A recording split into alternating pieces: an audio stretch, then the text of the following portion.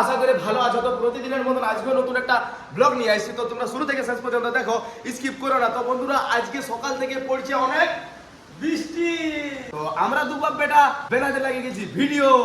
তো যাই হোক বন্ধুরা, বৃষ্টি পড়ুক আর ঝাড়ের রোদ দেখ, আমাদেরকে তো ব্লগ করতে হবে না, আমাদেরকে ব্লগ করতে হবে, করতে হবে, মানে তোমাদেরকে সময়ে ভিডিও দিতে হবে না।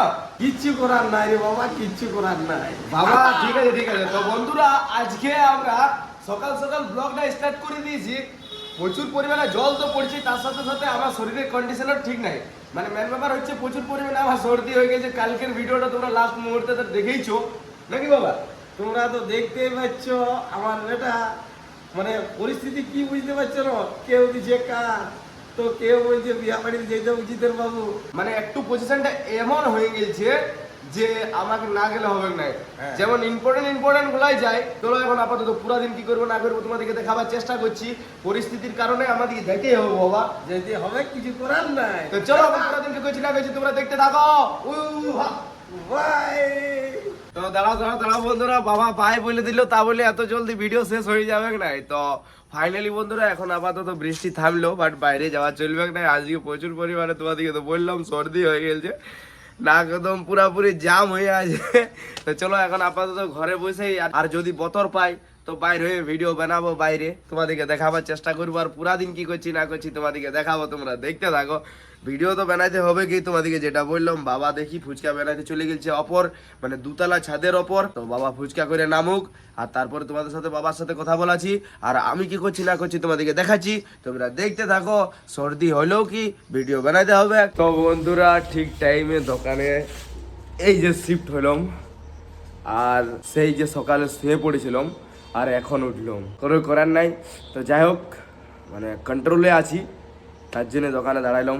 আর আমার টাইমে, মানে আমি যে টাইমটায় ডিউটি করি, মানে মোটামুটি 1টা থেকে বিকাল 5টা পর্যন্ত, সেই টাইমটাই অতটা কাস্টমার থাকে নাই। 5টার পর কাস্টমার লাগে, আর সকালে ভাইয়ের ডিউটির সময় 9টার পর। তার জন্যে আমি এখন আপাতত কন্ট্রোলে আছি। তাই ভাইকে বললাম যা খাবারটা খাইয়ে নিবি, আর আমি দোকানে দাঁড়াচ্ছি। সেটার গলা লাগাই তো আমি রেস্টেই নেবো শুধু, আর তারপরে 5টা বাজবে তখন বাবা ছাড়াই দেবে। তা যাই হোক, রেস্ট হয়ে যাবে ভালো রকম। তো চলো তোমরা দেখতে থাকো। আর তাও যদি আমার বেশি শরীরটা গড়বড় লাগে তো সোজা ঘরে ঢুকে যাবো, আর বাবা দাঁড়াই যাবে দোকানে।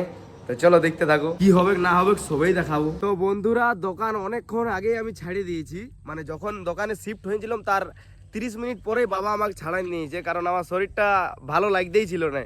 একটু বলি মাইন্ডটা ফ্রেশ করার জন্য এখন আপাতত ঘুরতে এলাম রাহুলের কাছে। তো চলো এখন আপাতত ঘুরি, আর তারপরে ঘরে যাই তোমাদের সাথে কথা বলছি। তো বন্ধুরা এরপর ব্লগটা আমি কন্টিনিউ করছি, কারণ জিতেন বাবু শুয়ে আছে। বিকাল বেলায় কথা ঘুরতে গেছিল কে জানে, আমাকে না বলেই চলে গেছিল। তারপরে যখন জিতেন আমার ফোন করলো, তখন জিতেন বললো যে আমি একটু মাইন্ড ফ্রেশ করার জন্য আর বন্ধুদের সঙ্গে ঘুরতে এসেছি, ঘুরি তারপরে বাড়ি আসছি। তো এইটা জিতেনে বললো।